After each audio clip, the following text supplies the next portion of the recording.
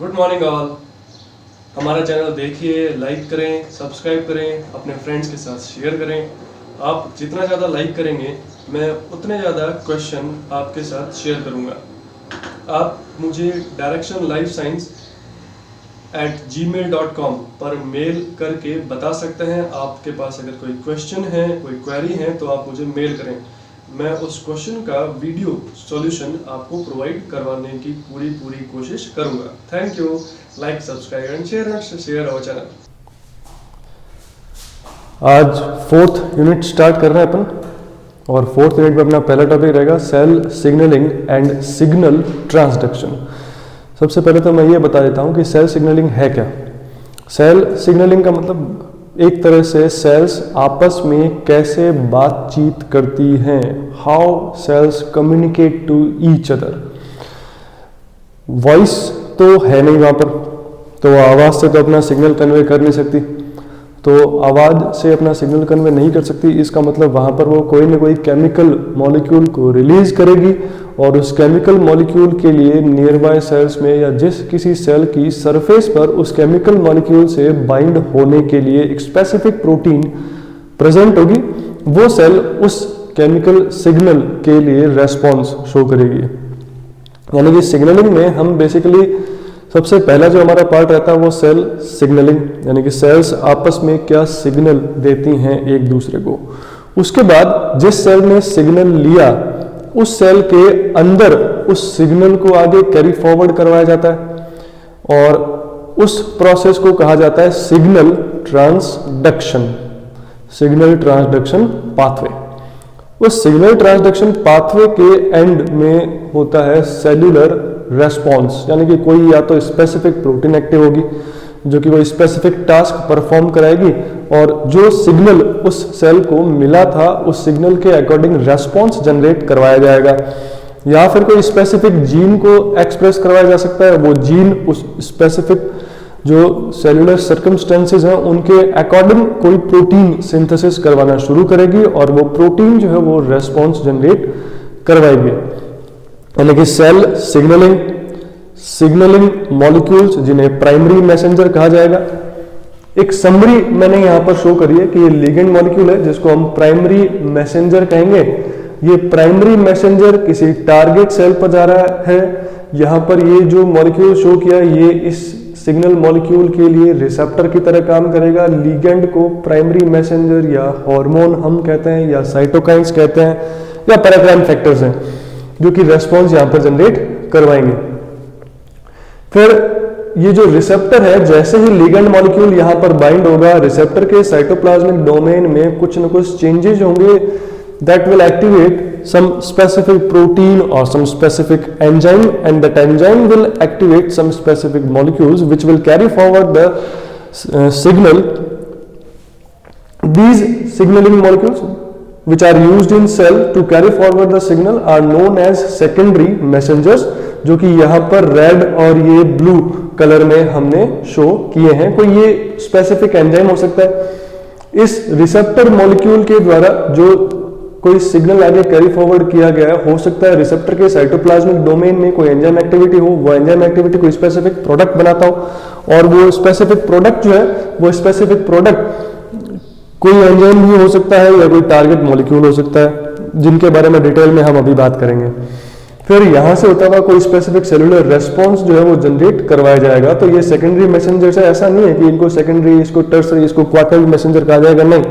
जो शुरुआत करवा रहा है वो प्राइमरी मैसेंजर, उसके बाद सेल में जो भी आगे काम आ रहे हैं कैरी फॉरवर्ड करवाने के लिए उस सिग्नल को, that will always known as secondary messengers. तो ये एक समरी है हमारी, यानी कि हमें क्या क्या बात करना है। हमें प्राइमरी मैसेंजर या सिग्नल मॉलिक्यूल के बारे में बात करनी है, हमें टाइप ऑफ रिसेप्टर्स के बारे में बात करनी है, हमें लिगेंड रिसेप्टर इंटरेक्शन जो है उसके बारे में बात करनी है। लिगेंड और receptor interaction is non covalent interaction. It is like an enzyme and substrate interaction. जैसा एंजाइम और सबस्ट्रेट इंटरेक्शन होता है, it is just like that. Non covalent होता है, हमने पढ़ा था, नॉन कोवेलेंट इंटरेक्शन होता है एंजाइम और सबस्ट्रेट के बीच में, हाईली स्टीरियो स्पेसिफिक होते हैं। तो वैसा ही यहां पर भी होगा, लिगेंड और रिसेप्टर के बीच का इंटरेक्शन जो है वो नॉन कोवेलेंट होता है। हाईली स्टीरियो स्पेसिफिक होता है। इसका मतलब किसी पर्टिकुलर लिगेंड मॉलिक्यूल के द्वारा किसी पर्टिकुलर रिसेप्टर पर ही बाइंडिंग शो की जाएगी। ऐसा नहीं होगा कि ताला किसी और चाबी का है और वो खोल किसी और चाबी को दे। जिस ताले की चाबी है वो उसी ताले को खोलेगी और जैसे ही वो ताला खुलेगा तो कोई स्पेसिफिक रेस्पॉन्स होना शुरू हो जाएगा। यानी कि यहाँ पर कोई स्पेसिफिक लिगेंड मॉलिक्यूल काम आएगा और वो लिगेंड मॉलिक्यूल जो है वो किसी स्पेसिफिक रिसेप्टर के साथ बाइंड होगा और स्पेसिफिक सेल को, जिस सेल की सरफेस पर वो रिसेप्टर प्रेजेंट होगा, उन सभी सेल्स को वो जो है एक्टिवेट करना शुरू कर देगी। इसके अलावा फिर हम बात करेंगे यहाँ पर कि टाइप ऑफ सेल सिग्नलिंग, यानी कि लिगेंड जो है वो किस तरह से आगे से रिसेप्टर पर जा सकता है। तो type of cell signalling, autocrine signalling, यानी कि कोई सेल है वो सेल लिगेंड मॉलिक्यूल सिक्रीट कर रही है, प्राइमरी मैसेंजर सिक्रीट कर रही है, कोई ऑटोक्राइन फैक्टर सिक्रीट कर रही है और उस सेल के सरफेस पर भी उस लिगेंड मॉलिक्यूल के लिए रिसेप्टर प्रेजेंट है, तो वो सेल को सेल और ऑटो एक्टिवेशन करवाया जा रहा है किसी स्पेसिफिक रेस्पॉन्स का।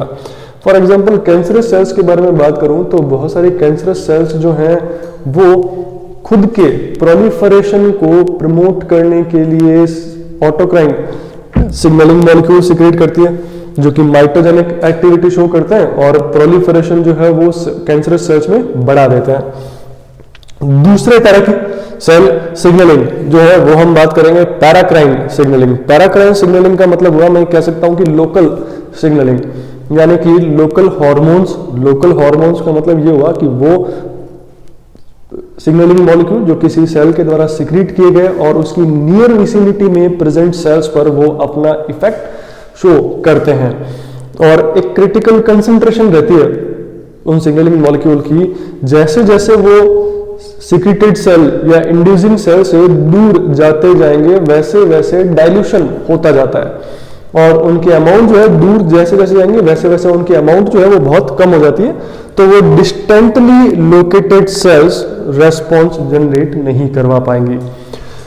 यहां पर हमने शो किया ये जो है ये सिग्नल इंड्यूसिंग एक सेल हमने यहां पर शो करी है। ये सिग्नल इंड्यूसिंग जो सेल है इसने कोई सिग्नल मॉलिक्यूल सिक्रीट किया, इसकी नियर विसिनिटी में ये 1, 2 और 3 सेल्स को शो किया गया है।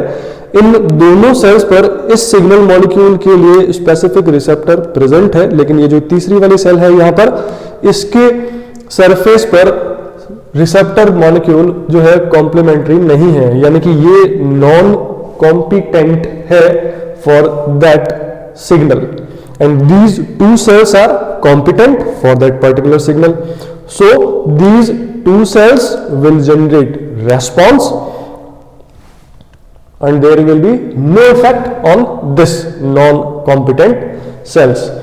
इसका मतलब सिग्नल सिक्रीट करने से ही पास वाली सेल्स रेस्पॉन्स शो नहीं करेगी, रेस्पॉन्स वही सेल शो करेगी जिसके पास उस पर्टिकुलर सिग्नल को रिकॉग्नाइज करने के लिए रिसेप्टर मॉलिक्यूल प्रेजेंट है।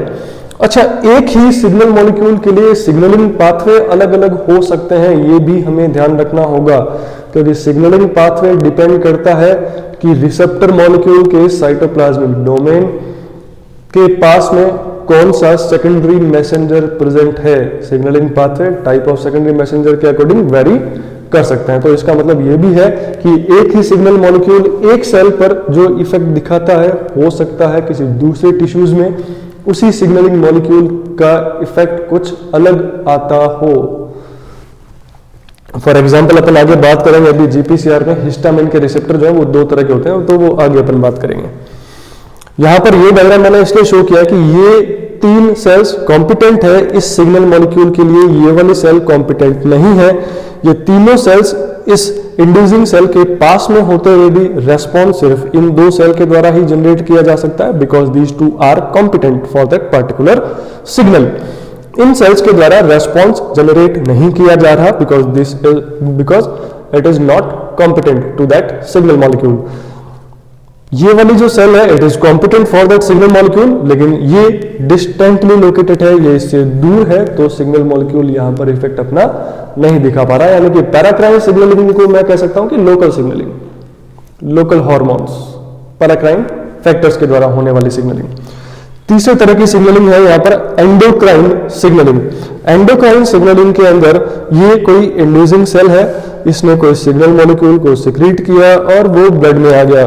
ब्लड के द्वारा ये अब पूरी बॉडी में इसको सर्कुलेट किया जा रहा है और जहां पर भी टिश्यूज हैं जो कि कॉम्पिटेंट रिसेप्टर जिन पर प्रेजेंट है वो सभी इस सिग्नल मॉलिक्यूल के लिए रेस्पॉन्स जनरेट करवाएंगे।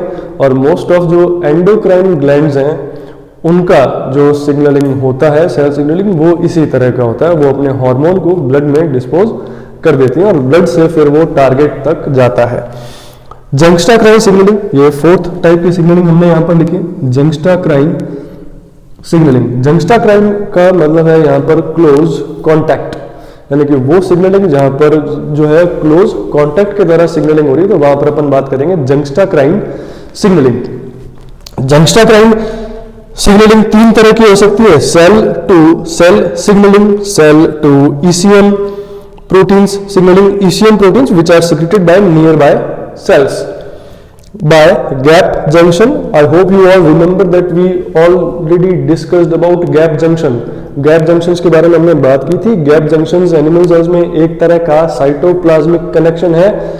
It is like plasmodesmata of plant sales.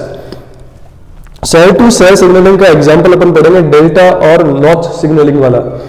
इसके अंदर क्या होगा कि एक सेल है, उसके ऊपर कोई लिगेंड मॉलिक्यूल प्रेजेंट है और उस लिगेंड मॉलिक्यूल के लिए कोई कॉम्प्लीमेंट्री रिसेप्टर जो है वो दूसरी सेल की सरफेस पर प्रेजेंट है। एक मान लो यहां पर ये डेल्टा है और दूसरा जो है ये नॉच प्रोटीन है। डेल्टा यहां पर लिगेंड मॉलिक्यूल की तरह काम आता है, नॉच जो है वो एक रिसेप्टर की तरह काम आता है और इस सेल में कोई ना कोई स्पेसिफिक सिग्नलिंग को एक्टिवेट करवा देता है। सेल टू ईसीएम वाली जो है वो हमने इंटीग्रिन के बारे में बात की थी। सेल बायोलॉजी में जब हम पढ़ रहे थे तो वह इंटीग्रिन के बारे में बात की थी। इंटीग्रिन के बारे में मैंने बताया था अल्फा और बीटा दो प्रोटीन है, हेटेरोडाइमर है इंटीग्रिन। इंटीग्रिन का बाहर जो एक्स्ट्रा सेलुलर डोमेन है वो मोस्ट ऑफ लैमिनिन प्रोटीन के साथ या किसी ईसीएम वाली प्रोटीन के साथ बाइंड होता है और साइटोप्लाज्मिक डोमेन जो है वो साइटोस्केलेटन और कुछ एडेप्टर प्रोटीन्स के द्वारा सेल सिग्नलिंग से रिलेटेड प्रोटीन से जुड़ा हुआ रहता है।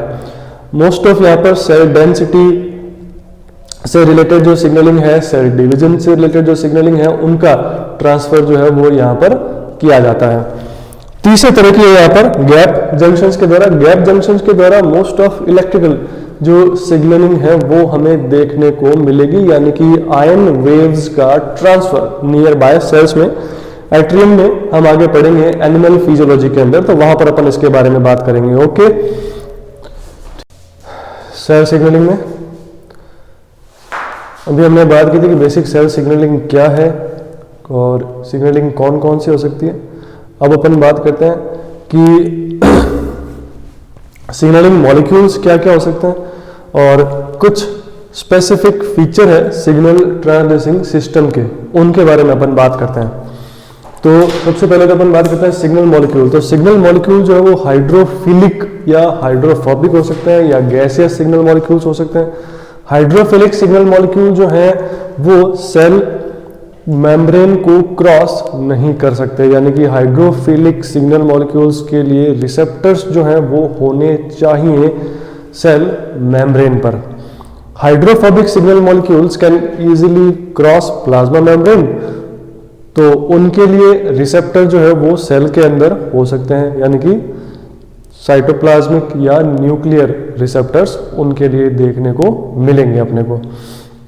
Hydrophilic signal molecules amino acids हो सकते हैं, पॉलीएमीन डेरिवेटिव्स हो सकते हैं, कोई ग्लाइकोप्रोटीन हो सकती है, कोई पेप्टाइड हार्मोन हो सकता है जैसे कि इंसुलिन है, और यही कुछ एग्जांपल यहाँ पर लिखे हुए हैं। इनको तीन कैटेगरी में डिवाइड करके लिखा है अपन ने यहाँ पर। केमिकल सिग्नलिंग मॉलिक्यूल, दूसरा जो होगा वो होगा फिजिकल और एक होगा बायोलॉजिकल। ठीक है, तो यहाँ पर मैंने सिर्फ केमिकल सिग्नल मॉलिक्यूल के एग्जांपल लिखे हुए हैं। केमिकल सिग्नल मॉलिक्यूल, तो केमिकल सिग्नल मॉलिक्यूल जो है वो हाइड्रोफिलिक हो सकते हैं। फॉर एग्जांपल अमाइनो एसिड जैसे कि एस्पार्टेट, ग्लूटामेट जो कि एक्साइटेटरी न्यूरोट्रांसमीटर्स की तरह काम आते हैं। Glycine, GABA, gamma amino butyric acid taurine, ये इनहिबिटरी न्यूरोट्रांसमीटर्स की तरह काम आते हैं। एमीन्स या polyamine derivative, for example dopamine, epinephrine, norepinephrine. Epinephrine या नॉरएपिनेफ्रिन को एड्रेनलिन या नॉरएड्रेनलिन भी कहा जाएगा। और इसी के आधार पर हम आगे कुछ रिसेप्टर्स के नाम पढ़ेंगे, जैसे adrenergic receptors, it means adrenaline या नॉरएड्रेनलिन के लिए रिसेप्टर्स हैं। कॉलिनर्जिक रिसेप्टर्स मतलब एसिटाइल कोलिन के लिए receptors. Nucleotides, for example cyclic AMP, cyclic GMP, इनको काम में लिया जा सकता है, ये सेकेंडरी मैसेंजर के तौर पर भी काम में आएंगे। Peptide hormones, for example insulin, glucagon, glycoprotein such as luteinising hormone, follicular stimulating hormone etcetera, बहुत सारे हो सकते हैं। हाइड्रोफोबिक सिग्नल मॉलिक्यूल जैसे कि स्टीरॉयड हार्मोन, स्टीरॉयड हार्मोन में ग्लूकोकॉर्टिकॉइड हो सकता है, मिनरलोकॉर्टिकॉइड हो सकता है, सेक्स स्टीरॉयड हो सकते हैं। आइकोसानाइड्स, आइकोसानाइड्स के बारे में हमने बात की थी पहले बायोकेमिस्ट्री वाले टाइम पर। आइकोस, आइकोस शब्द का मतलब होता है 20, यानी कि 20 कार्बन वाले जो रेसिड्यूज हैं, these are eicosanoids. Arachidonic acid derivatives होते हैं ये, ठीक है, तो इनके बारे में हमने बात की थी। प्रोस्टाग्लैंडिन, ल्यूकोट्राइन्स, थ्रोम्बोक्सिन्स, ये सारे जो हैं पैराक्राइन सिग्नलिंग मॉलिक्यूल्स, ये आइकोसानॉइड्स के एग्जांपल हैं। लिपिड डायराइव्ड सिग्नलिंग मैसेंजर जो है लिपिड डायराइव्ड सिग्नलिंग मॉलिक्यूल्स में आते हैं। Gaseous hormones, nitric oxide, carbon monoxide etcetera, और बहुत सारे हो सकते हैं। नाइट्रिक ऑक्साइड बेसिकली आर्जिनिन के द्वारा नाइट्रिक ऑक्साइड सिंथेज एंजाइम की प्रेजेंस में इसको बनाया जाता है। तो हाइड्रोफोबिक सिग्नलिंग मॉलिक्यूल के बाद दूसरी जो कैटेगरी हमारी वो है physical signalling molecule. Physical signalling molecule में आ सकते हैं अपने pressure, temperature, touch etcetera, light, ये सारे जो है ये हमारे फिजिकल सिग्नलिंग मॉलिक्यूल में आएंगे। तीसरी कैटेगरी होती है बायोलॉजिकल सिग्नल मॉलिक्यूल्स। तो बायोलॉजिकल सिग्नल मॉलिक्यूल्स जो है, बायोलॉजिकल सिग्नल मॉलिक्यूल्स में कोई वायरस, बैक्टीरिया, पैथोजेंस, ये सारे जो है उनको काउंट किया जाएगा। यानी कि केमिकल सिग्नलिंग मॉलिक्यूल जो है वो 3 कैटेगरी में है अपने, केमिकल, फिजिकल और बायोलॉजिकल। केमिकल में अपन ने बात करी है हाइड्रोफिलिक, हाइड्रोफोबिक और कुछ gaseous hormones. Physical signalling molecule में टच, प्रेशर, मैकेनिकल, कोई फोर्सेस हैं, लाइट है, टेम्परेचर है, ये सारे आएंगे फिजिकल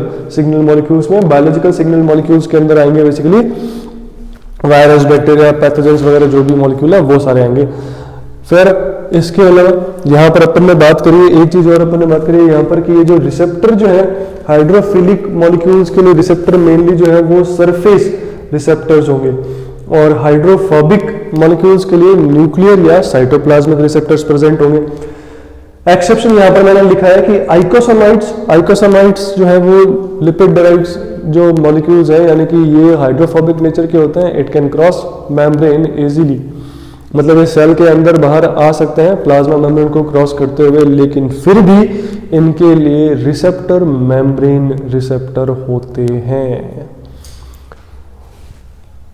न्यूक्लियर या साइटोप्लाज्मिक रिसेप्टर फैमिली के बारे में मैं बात करता हूं, तो यहां पर हाइड्रोफोबिक सिग्नलिंग मॉलिक्यूल्स है, एक्सेप्ट अपन बात करें थायरॉक्सिन। थायरॉक्सिन जो है ये अमीनो एसिड डेरिवेटिव है, ट्रिप्टोफैन डेरिवेटिव है, सॉरी टायरोसिन डेरिवेटिव है, लेकिन उसके बावजूद भी अमीनो एसिड डेरिवेटिव होते हुए भी इसके लिए न्यूक्लियर या साइटोप्लाज्मिक रिसेप्टर जो है वो प्रेजेंट होते हैं। इसके लिए स्पेसिफिक ट्रांसपोर्टर प्रेजेंट होते हैं सेल्स के अंदर। उन ट्रांसपोर्टर्स के द्वारा थायरॉक्सिन को सेल के अंदर ट्रांसफर किया जाता है और फिर ये अपने रिसेप्टर के ऊपर जाकर बाइंड होता है सेल के अंदर, यानी कि इसके लिए न्यूक्लियर रिसेप्टर प्रेजेंट होंगे। एक एक्सेप्शन हमने बात की थी जब हमने सेल बायोलॉजी में अपन बात कर रहे थे, प्रोजेस्टेरॉन जो है उसके लिए न्यूक्लियर या साइटोप्लाज्मिक रिसेप्टर फैमिली प्रेजेंट होती है, लेकिन एग की मेम्ब्रेन पर हमने वहां पर बात की थी कि मियोसिस फर्स्ट जो है डिप्लोटीन अरेस्टेड जो एग थे प्रोफेज फर्स्ट में, ह्यूमन में अपन बात करें तो वहां पर प्रोजेस्टेरॉन की जो सिग्नलिंग होती है वो उनको रिज्यूम करवाती है मियोसिस को। तो वहां पर अपन ने एक्सेप्शनली क्या देखा था, प्रोजेस्टेरॉन के लिए मेम्ब्रेन रिसेप्टर प्रेजेंट थे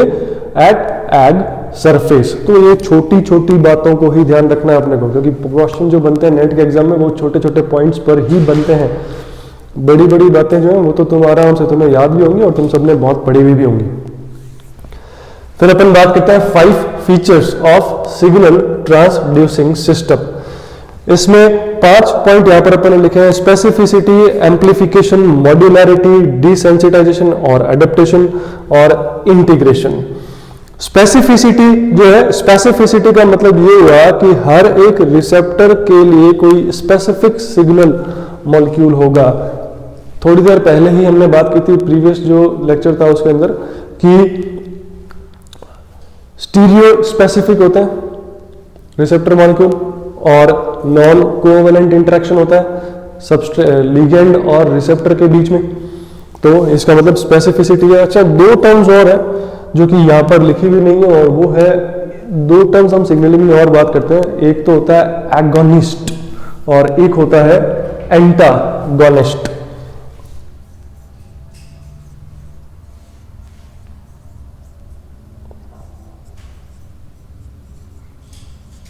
एंटागोनिस्ट, तो ये एगोनिस्ट या एंटागोनिस्ट जो है, ये सिग्नल जो मॉलिक्यूल है, फॉर एग्जांपल यहां पर पहले बात करता हूं, S1 और S2 दो मॉलिक्यूल यहां पर शो करे गए हैं। S1 जो है वो स्टीरियो स्पेसिफिक है इस रिसेप्टर के लिए, तो ये यहां पर बाइंड होगा, कन्फॉर्मेशनल चेंज करवाएगा, रेस्पॉन्स जनरेट करवाएगा। S2 जो है वो स्टीरियो स्पेसिफिक नहीं है, तो it can not bind eight here, ये यहां पर बाइंड नहीं हो सकता और ये आगे रेस्पॉन्स जनरेट नहीं करवा सकता। यानी कि मैं ऐसे शो कर सकता हूं इसको कि इट कैन नॉट बाइंड, ये यहां पर बाइंड नहीं हो सकता, तो रेस्पॉन्स जनरेट नहीं करवा सकता। अब मैं बात करता हूं एगोनिस्ट या एंटागोनिस्ट क्या है। एगोनिस्ट या एंटागोनिस्ट जो है, ये कोई हमने मॉलिक्यूल जो है रेगुलेशन के लिए बनाए हैं। एगोनिस्ट का मतलब ये होता है कि वो मॉलिक्यूल जो कि नेचुरल लिगेंड की तरह ही है और रिसेप्टर के साथ बाइंड हो सकता है और सिग्नलिंग को प्रमोट करेगा, लेकिन यहां पर विग्रस रेस्पॉन्स होगा, मतलब बहुत ही तीव्र रेस्पॉन्स होगा जिसको कि कंट्रोल नहीं किया जा सकता। एंटागोनिस्ट का मतलब ये होता है कि ये भी लिगेंड की ही तरह रिसेप्टर पे जाके बाइंड हो सकता है, लेकिन ये सिग्नलिंग को इनहिबिट करवा देगा। तो एगोनिस्ट जो है और एंटागोनिस्ट जो है, ये ड्रग के रूप में या मेडिसिन के रूप में काम में लिए जाते हैं, किसी पर्टिकुलर सिग्नलिंग को प्रोवोक करवाने के लिए या उसको इनहिबिट करवाने के लिए। दूसरी जो टर्म है यहाँ पर वो हमने लिखी है एम्प्लीफिकेशन। एम्प्लीफिकेशन में यहाँ पर मैंने लिखा है कि सिग्नल है वो लिगेंड मॉलिक्यूल पर रिसेप्टर पे बाइंड हुआ, रिसेप्टर ने साइटोप्लाज्मिक डोमेन में कन्फॉर्मेशनल चेंज हुआ, उसने आगे सिग्नल को सेल के अंदर कैरी फॉरवर्ड किया और कोई पर्टिकुलर मान लो E1 एंजाइम को एक्टिवेट करवाया। इस E1 एंजाइम ने किसी टारगेट E2 एंजाइम को एक्टिवेट करवाया, बहुत सारे, फिर इन E2 एंजाइम ने किसी टारगेट E3 एंजाइम को एक्टिवेट करवा दिया। यानी कि सिग्नल जो है वो एक लिगेंड मॉलिक्यूल से शुरू हुआ था और सेल के अंदर बहुत सारे सेकेंडरी मैसेंजर्स या बहुत सारे रेस्पॉन्स रेगुलेटर जो है बनते जा रहे हैं। तो यानी कि हर एक स्टेप पर सिग्नल एम्पलीफाई हो रहा है। न्यूक्लियर रिसेप्टर फैमिली वाले केस में सिग्नल एम्पलीफिकेशन देखने को नहीं मिलेगा, क्योंकि लिगेंड वहां पर डायरेक्ट रिसेप्टर पे जाके बाइंड होता है और जो रिसेप्टर होते हैं न्यूक्लियर रिसेप्टर फैमिली वाले, वो most of time transcription factors होते हैं, तो वहां पर एम्पलीफिकेशन वाला प्रोसेस हमें देखने को नहीं मिलेगा। फिर मैं बात करता हूं यहाँ पर मॉड्यूलरिटी। मॉड्यूलरिटी का मतलब ये हुआ कि यहाँ पर कोई सिग्नल आया, सिग्नल में वही पूरा कैस्केड चलेगा, सिग्नल आएगा, रिसेप्टर पे बाइंड होगा, साइटोप्लाज्मिक डोमेन में कन्फॉर्मेशनल चेंज होगा, that will provoke an specific signalling molecule to carry forward the signal. और यहाँ पर कोई स्पेसिफिक सिग्नल मॉलिक्यूल जो है, ये कोई एडेप्टर प्रोटीन है जिसको कि एक्टिवेट किया गया है। इस एडेप्टर प्रोटीन में 1, 2, 3 हमने यहाँ पर 3 डिफरेंट प्रोटीन्स की बाइंडिंग साइट शो की है। फॉस्फोराइलेशन या डीफॉस्फोराइलेशन के द्वारा मॉड्यूलरिटी की जा सकती है रेस्पॉन्स में, यानी कि फॉस्फोराइलेटेड फॉर्म में ये हो सकता है कि इस प्रोटीन के साथ बाइंड हो रहा है और ये प्रोटीन फॉस्फोराइलेटेड फॉर्म में इस नेक्स्ट प्रोटीन के साथ बाइंड हो रही है, रेस्पॉन्स जनरेट करवा रही है। लेकिन किसी दूसरी सिग्नलिंग के दौरान जब इसको डीफॉस्फोराइलेट करवाया जाएगा तो ये इन दो प्रोटीन के साथ बाइंड नहीं होगी, ये वाला रेस्पॉन्स नहीं आएगा।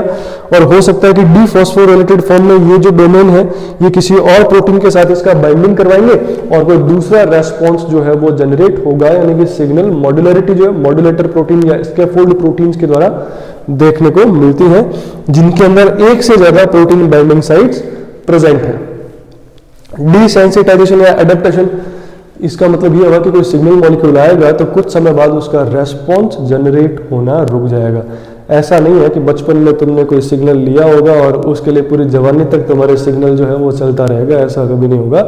सिग्नल अगर लिया गया है किसी रिसेप्टर के द्वारा तो डेफिनेटली विद इन मिनट या कुछ विद इन आवर्स वो सिग्नलिंग जो रिसेप्टर है वो रेस्पॉन्स जनरेट करना बंद कर देगा, और अब जब दोबारा सिग्नल मॉलिक्यूल उसके ऊपर आकर बाइंड होगा तब ही रेस्पॉन्स जनरेट करवाया जाएगा।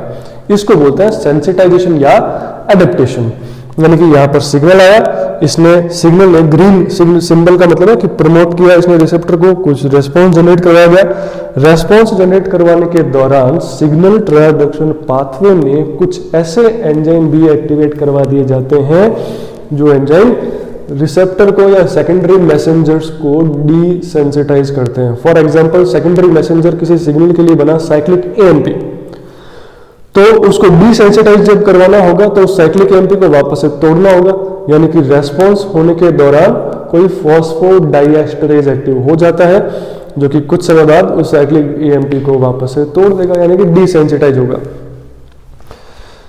सिग्नल इंटीग्रेशन, भाई एक सेल है, एक सेल बहुत बड़ी है, उसके ऊपर बहुत सारे रिसेप्टर प्रेजेंट है, different type of receptors can take signal from different type of signalling molecules.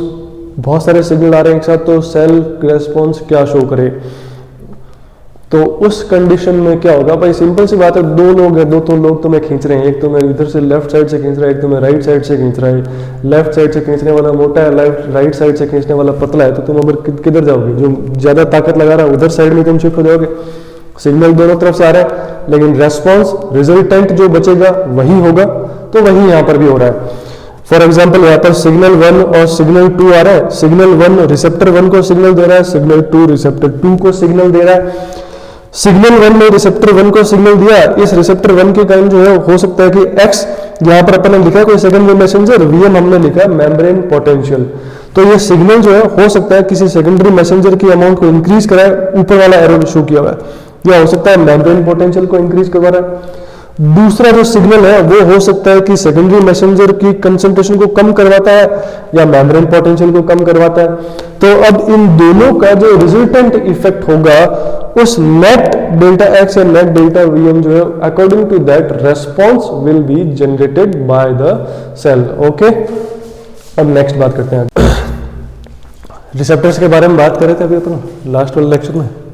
तो सिग्नलिंग क्या है इसके बारे में हमने बात की थी, सिग्नलिंग मॉलिक्यूल्स क्या है इसके बारे में हमने बात की थी। अब अपन बात करते हैं नेक्स्ट रिसेप्टर्स के टाइप क्या क्या हैं, और उसके बाद फिर नेक्स्ट लेक्चर में अपन बात करेंगे डिफरेंट जो सिग्नलिंग पाथवे हैं अलग अलग तरह के रिसेप्टर्स के। सबसे पहले अपन बात करते हैं कि रिसेप्टर्स है कौन कौन से, और उन रिसेप्टर से रिलेटेड कौन कौन से सिग्नलिंग मॉलिक्यूल्स हैं उनके बारे में अपन बात कर लेते हैं एक बार। और अभी अपन बात करते हैं सिर्फ जो हाइड्रोफिलिक सिग्नलिंग मॉलिक्यूल्स थे उनसे रिलेटेड जो रिसेप्टर्स हैं उनके बारे में अपन बात करते हैं एक बार। सबसे पहला जो रिसेप्टर है सरफेस रिसेप्टर्स है हाइड्रोफिलिक सिग्नलिंग मॉलिक्यूल्स के लिए। सबसे पहला है GPCR, जिसको कि जी प्रोटीन कपल्ड रिसेप्टर भी कहा जा रहा है। 7 ट्रांसमेम्ब्रेन रिसेप्टर्स भी कहा जाता है इसको, या सर्पेंटाइन रिसेप्टर भी कहा जाता है। 7 ट्रांसमेम्ब्रेन रिसेप्टर इसलिए कहा जाता है क्योंकि ये 1 2 3 4 5 6 और 7 बार अल्फा हेलिकल रीजन जो है वो आ रहा है। 7 ट्रांसमेम्ब्रेन अल्फा हेलिक्स जो है वो यहाँ पर प्रेजेंट है। एन टर्मिनल बाहर की तरफ है जो कि साइटोप्लाज्मिक डोमेन बना रहा है, लिगेंड बाइंडिंग डोमेन बना रहा है। ट्रांसमेम्ब्रेन डोमेन में 7 अल्फा हेलिक्स प्रेजेंट है, और सी टर्मिनल जो है वो साइटोप्लाज्मिक डोमेन में प्रेजेंट है। यहाँ पर साइटोप्लाज्मिक डोमेन के साथ लिपिड एंकर्ड ट्राइमेरिक जी प्रोटीन बाउंड है। ट्राइमेरिक मतलब 3 सब यूनिट वाली जी प्रोटीन यहाँ पर बाउंड है।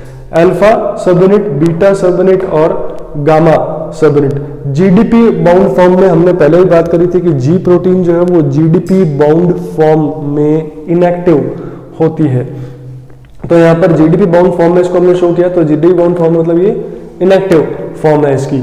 जैसे ही लीगेंड मॉलिक्यूल या प्राइमरी मैसेंजर मॉलिक्यूल आकर बाइंड होगा तो वो किसी GEF एक्टिविटी को प्रमोट करता है, ग्वेनाइलिल एक्सचेंज फैक्टर एक्टिविटी को प्रमोट करता है। ग्वेनाइलिल एक्सचेंज फैक्टर एक्टिविटी के बारे में भी हमने बात करी थी कि गुएनल एक्सचेंज फैक्टर एक्टिविटी का मतलब क्या हुआ कि जीडीपी जो जुड़ा हुआ है वो तो निकल जाएगा बाहर और जीटीपी जो है वो इसके अंदर एंटर हो जाएगा।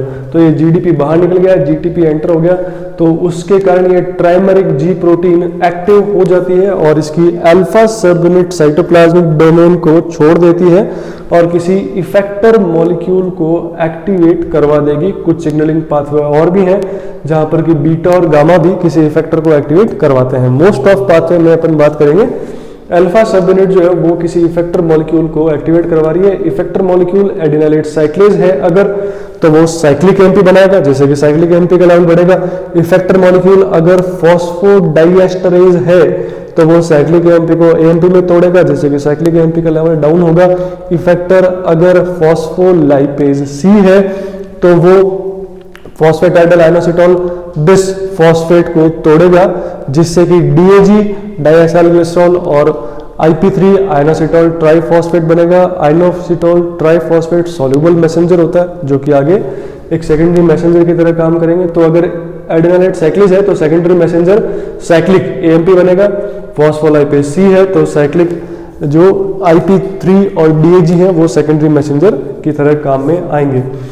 जीपीसीआर की कुछ डिफरेंट क्लासेस हैं जिनके बारे में अपन बात कर रहे हैं। अभी जो सीएसआर नेट का एग्जाम हुआ था दिसंबर वाला, उसमें सिर्फ इस टेबल पर से शायद 1 या 2 क्वेश्चन जो थे वो आए हुए हैं, यानी कि हमें एग्जाम्पल्स भी याद करने होंगे क्योंकि पिछले 10 साल से जो पैटर्न में चेंज हुआ है उसमें मेमोरी बेस्ड क्वेश्चन का आना बढ़ गया है। इसका मतलब सिर्फ हमें समझना तो है ही कॉन्सेप्ट्स को, लेकिन उसके साथ साथ कुछ स्पेसिफिक पार्ट है जो हमें मेमोराइज भी करना होगा।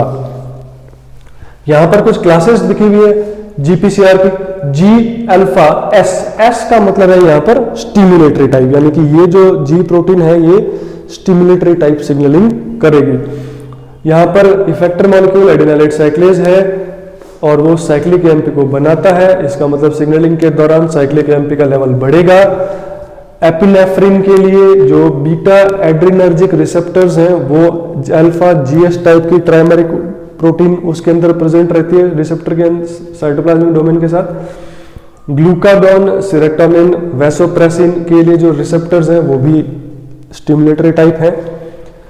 H1 receptor for histamine, histamine के 2 तरह के रिसेप्टर्स हैं, H1 और H2। H2 receptors basically basophil या मास्ट सेल्स पर प्रेजेंट होता है which is responsible for degranulation और for inflammatory response. H1 receptor stomach की पैराइटल सेल जो है वहां पर प्रेजेंट रहता है which is responsible for secretion of HCl।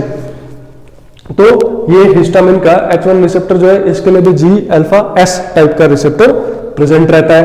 Ji alpha आई यानी कि इनहिबिटरी टाइप का, यहां पर 2 तरह से जो है रेस्पॉन्स को रेगुलेट किया जा सकता है। या तो जो रिसेप्टर है वो कोई आयन चैनल्स है पोटेशियम का, और पोटेशियम आयन चैनल जो है खुलने पर हमेशा पोटेशियम मेम्ब्रेन से बाहर जाता है।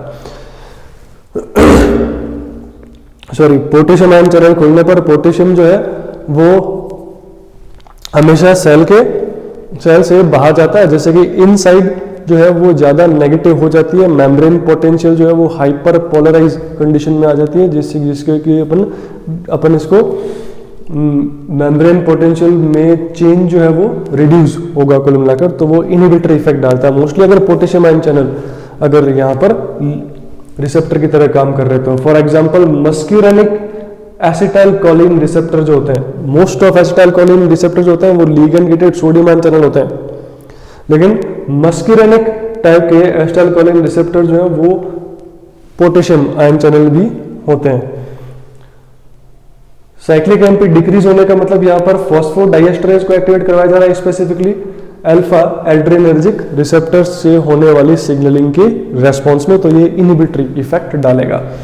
जी ऑल्फ यहां पर बेसिकली ऑल्फैक्टरी जो सिग्नलिंग है उसके लिए यहां पर है काम आ रहा है, जो कि हमारी नेजल मेम्ब्रेन जो है, नेजल कैविटी वाली जो म्यूकस मेम्ब्रेन है उसी में कुछ स्पेसिफिक सेल्स प्रेजेंट रहती है जिन पर कि ये रिसेप्टर प्रेजेंट रहते हैं, विच इज रेस्पॉन्सिबल फॉर ऑल्फेक्शन, घ्राण शक्ति सूंघने के लिए रेस्पॉन्सिबल है। जी अल्फा क्यू, ये अल्फा 1 एड्रेनर्जिक रिसेप्टर और GnRH गोनेडोट्रोपिन रिलीजिंग हार्मोन जो है पिट्यूटरी ग्लैंड के द्वारा जो सिक्रेट किया जाता है, releasing hormones mostly posterior pituitary की द्वारा। तो GnRH के लिए जो रिसेप्टर्स है वो भी G-alpha-Q टाइप के रिसेप्टर्स होते हैं। G-alpha-O ये एक्टिवेटरी टाइप है ये भी, क्योंकि IP3 और DG की जो अमाउंट है वो इंक्रीज हो रही है। एरो ऊपर लगाया हुआ मतलब इंक्रीज हो रही है अमाउंट, नीचे की तरफ किया हुआ है मतलब डिक्रीज हो रही है अमाउंट। फॉर एग्जांपल ACH का मतलब यहाँ पर एसिटाइल कोलिन, तो acetyl Colin receptor at epithelial cells जो है वो G-alpha-O टाइप के हैं, जहां पर की पॉजिटिव टाइप की सिग्नलिंग होगी क्योंकि IP3 और DG की अमाउंट यहाँ पर बढ़ रही है। G-alpha-T ये इनहिबिटरी टाइप के हैं, ये फॉस्फोडाइएस्टरेज को एक्टिवेट करवाते हैं, साइक्लिक GMP फॉस्फोडाइएस्टरेज को, जिससे कि साइक्लिक GMP की अमाउंट कम होती है। और ये रिलेटेड है विजुअल साइकिल जो हमारा चलता है, रोडोप्सिन प्रोटीन रोड और कोन सेल्स से रिलेटेड है, वहां पर ये रिसेप्टर देखने को मिलते हैं। डिटेल में अपन बात अलग से करेंगे, अभी अपन समरी देख रहे हैं सरफेस रिसेप्टर्स की सभी की। तो दूसरा रिसेप्टर है इसी सीक्वेंस में, रिसेप्टर टायरोसिन काइनेसेस या आरटीकेज।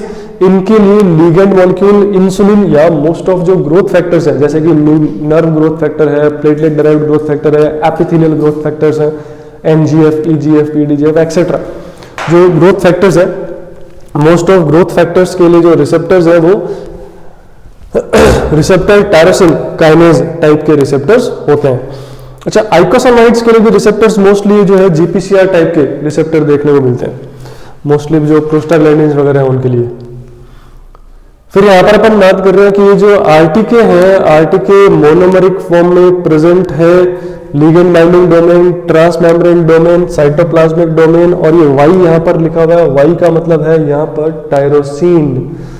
ये टायरोसिन इसलिए शो किया हुआ क्योंकि there are different specific tyrosine residues which are phosphorylated during signalling. तो यहाँ पर रिसेप्टर के साइटोप्लाज्मिक डोमेन में टायरोसिन काइनेज एक्टिविटी है which is inactive till ligand is not bound. Ligand binding induce receptor dimerization and activation of tyrosine kinase and promote cross phosphorylation of cytoplasmic domain। तो जो cytoplasmic domain है उसका cross phosphorylation हो रहा है, मतलब ये वाला जो काइनेज है ये इसे फॉस्फोराइलेट करेगा टायरोसिन रेजिड्यू पर, ये वाला जो काइनेज है ये लेफ्ट वाला राइट को फॉस्फोराइलेट करेगा, राइट वाला लेफ्ट को फॉस्फोराइलेट करेगा। फॉस्फोराइलेशन स्पेसिफिक टायरोसिन रेजिड्यू पर होता है। यहाँ पर कोई एडेप्टर प्रोटीन हमने शो करी है या कोई इफेक्टर प्रोटीन हो सकती है। इस प्रोटीन में एक स्पेसिफिक डोमेन होना जरूरी है और वो डोमेन है PTB डोमेन, यानी कि फॉस्फो टायरोसिन बाइंडिंग डोमेन, या फिर SH2 domain, SRC homology domain. Sarcoma tumour cells में डिस्कवर किया गया था किसी स्पेसिफिक प्रोटीन में इस डोमेन को, उसी आधार पर नाम दे दिया गया था SH2 डोमेन। तो ये यहाँ पर इफेक्टर या एडेप्टर प्रोटीन यहाँ पर बाइंड होगी जो कि सब सीक्वेंट प्रोटीन्स को एक्टिवेट करवाएगी और रेस्पॉन्स जनरेट होगा। पाथवे अभी डिस्कस नहीं कर रहे अपन। NRTK यानी कि non receptor tyrosine kinase type, इनके अंदर भी सिग्नलिंग सेम RTK टाइप ही चलती है। लिगेंड मॉलिक्यूल यहाँ पर इरिथ्रोपोइटिन के लिए ये सिग्नलिंग देखने को मिलती है। साइटोकाइंस हैं कुछ, उनके लिए यह सिग्नलिंग देखने को मिलती है, जैसे कि इंटरल्यूकिन्स हो गए, IL-1, IL-2 etcetera. Colony forming unit, जो कॉलोनी फॉर्मिंग यूनिट्स हैं वो इनके एग्जांपल हो सकते हैं। इसके अलावा NRTK जो है इसके अंदर टायरोसिन काइनेज एक्टिविटी रिसेप्टर के साइटोप्लाज्मिक डोमेन में नहीं है। यहाँ पर ये जो रेड कलर में एक स्पेसिफिक एंजाइम शो किया हुआ, ये एक काइनेज एंजाइम है जो कि लिगेंड बाइंडिंग के बाद एक्टिवेट होता है और ये क्रॉस फॉस्फोराइलेशन करवा देता है साइटोप्लाज्मिक डोमेन पर। सिग्नलिंग लगभग यही वाली RTK वाली ही चलेगी यहाँ पर, जिसके बारे में अपन बाद में बात करेंगे। रिसेप्टर ग्वानिलीन साइक्लेज, बैक्टीरियल एंडोटॉक्सिन्स के लिए एट्रियम नाइट्रियोरेटिक फैक्टर, ये एट्रियम नाइट्रियोरेटिक फैक्टर या ANF जो है ये आर्ट्रिया मसल्स जो है, कार्डिक मसल जो है एट्रियम वाली, उनके द्वारा सिक्रेट किया जाता है जब ब्लड का प्रेशर बहुत ज्यादा बढ़ जाता है। तो स्ट्रेच रिसेप्टर्स की सिग्नलिंग होती है which will promote the secretion of ANF। तो इसकी सिग्नलिंग के बारे में भी अपन बाद में बात करेंगे। यहाँ पर या फिर जो नाइट्रिक ऑक्साइड है गैसियस हार्मोन, उसके लिए भी रिसेप्टर जो है वो रिसेप्टर ग्वानिलीन साइक्लेज टाइप के होते हैं। रिसेप्टर ग्वानिलीन साइक्लेज का मतलब ये हुआ कि ये जीटीपी को साइक्लिक जीएमपी में चेंज करवाएंगे। तो जीटीपी यहां पर साइक्लिक जीएमपी में चेंज हो रहा है, पायरोफॉस्फेट बाहर निकल रहा है, और ये जो साइक्लिक जीएमपी यहां पर बनता है ये सेकेंडरी मैसेंजर की तरह काम आएगा। Receptor histidine kinase, receptor histidine kinase जो है ये बैक्टीरिया में देखने को मिलते हैं, 2 कंपोनेंट सिस्टम या फॉस्फोरिले सिस्टम, जिनके बारे में हमने सेल बायोलॉजी में कुछ बात की थी। और इसके अलावा फ्लैजिला रोटेशन जो है वहां पर भी 2 कंपोनेंट सिस्टम या फॉस्फोरिले सिस्टम देखने को मिलता है। रिसेप्टर हिस्टिडीन काइनेज जो है फॉस्फोरिले सिस्टम यहां पर देखने को मिलता है, मतलब जो पहला फॉस्फेट आता है, सबसे पहली बात तो रिसेप्टर के साइटोप्लाज्मिक डोमेन में हिस्टिडीन काइनेज एक्टिविटी प्रेजेंट है। वो histidine kinase activity switch on होगी किसी न किसी लिगेंड मॉलिक्यूल के बाइंड होने पर, और ऑटो फॉस्फोराइलेशन होता है, एटीपी से फॉस्फेट आता है, वो स्पेसिफिक हिस्टिडीन रेसिड्यू पर जुड़ जाता है। फिर उसी फॉस्फेट को आगे से आगे कैरी फॉरवर्ड किया जाता है, यानी कि वो अब जो फॉस्फोराइलेशन होगा सबसीक्वेंट प्रोटीन का, वो एटीपी से नहीं आएगा फॉस्फेट, वो उसी फॉस्फेट को आगे कैरी फॉरवर्ड किया जाएगा। लेकिन पहली बार जो फॉस्फेट जुड़ा है एटीपी से, वो साइटोप्लाज्मिक डोमेन पर स्पेसिफिक हिस्टिडीन रेसिड्यू पर आकर जुड़ा है। अब ये फॉस्फेट जो नेक्स्ट डाउनस्ट्रीम कोई प्रोटीन है पाथवे की, उस पर अगर ट्रांसफर होगा तो उस पर एस्पार्टेट रेसिड्यू पर ट्रांसफर होगा, यानी कि हिस्टिडीन से अगली प्रोटीन के एस्पार्टेट पर, उससे अगली प्रोटीन के हिस्टिडीन पर, उससे अगली प्रोटीन के एस्पार्टेट पर, और फाइनली कोई प्रोटीन जो है वो रेस्पॉन्स जनरेट करवाएगी। तो इसीलिए इसको रिसेप्टर हिस्टिडीन काइनेज कहा हुआ है। प्लांट में 2 कंपोनेंट सिस्टम में सिग्नलिंग देखने को मिलती है, सॉरी बैक्टीरिया में 2 कंपोनेंट सिस्टम है, वहां पर सिग्नलिंग देखने को मिलती है। इसके अलावा प्लांट्स में साइटोकाइनिन और इथाइलिन जो प्लांट हार्मोन है, उनका जो सिग्नलिंग पाथवे है वहां पर भी ये रिसेप्टर हिस्टिडीन काइनेज जो है वो देखने को मिलेंगे। लिगेंड गेटेड आयन चैनल्स, ये लिगेंड गेटेड आयन चैनल्स के बारे में भी हमने बात की थी। एसिटाइलकोलिन के जो रिसेप्टर्स है mostly ligand gated sodium channels होते हैं, तो उन लिगेंड की बाइंडिंग पर मेम्ब्रेन पोटेंशियल में चेंज होगा, और मेम्ब्रेन पोटेंशियल में जो चेंज होगा which it will generate some specific cellular responses. Receptor protease, receptor protease यानी कि रिसेप्टर की साइटोप्लाज्मिक डोमेन में प्रोटीज एक्टिविटी होती है, यानी किसी प्रोटीन में क्लीवेज करवाएंगे। ये mostly fast ligand, fast receptor या डेथ रिसेप्टर जो है एपोप्टोसिस को प्रमोट करवाने वाले जो रिसेप्टर्स हैं, यानी कि फास्ट लिगेंड या टीएनएफ अल्फा जो है, उनके लिए जो रिसेप्टर्स हैं वो बेसिकली इसी तरह के रिसेप्टर्स होते हैं। टी सेल्स हैं, उनमें भी इस तरह के जो लिगेंड मॉलिक्यूल प्रेजेंट होते हैं, जो कि किसी टारगेट सेल में इन्हीं डेथ रिसेप्टर्स के द्वारा एपोप्टोसिस को प्रमोट करवाते हैं, यानी कि ये रिसेप्टर्स बेसिकली रिलेटेड है एपोप्टोसिस या सेल डेथ से। Receptor serine threonine kinase, TGF beta वाली जो सिग्नलिंग पाथवे हम पढ़ेंगे वहां पर अपन बात करेंगे रिसेप्टर सीरीन थ्रियोनिन काइनेज, यानी कि यहां पर रिसेप्टर के साइटोप्लाज्मिक डोमेन में serine threonine kinase activity present है, जो कि लिगेंड बाइंडिंग पर स्विच ऑन हो जाएगी। Okay, thanks.